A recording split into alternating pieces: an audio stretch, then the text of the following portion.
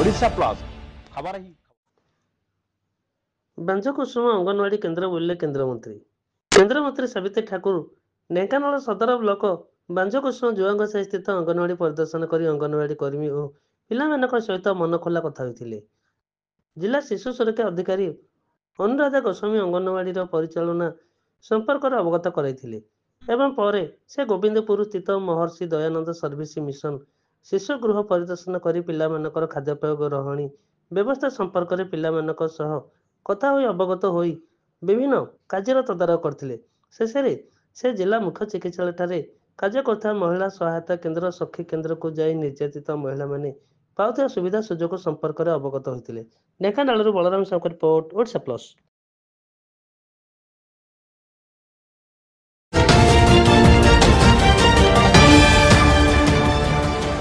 Odisha plus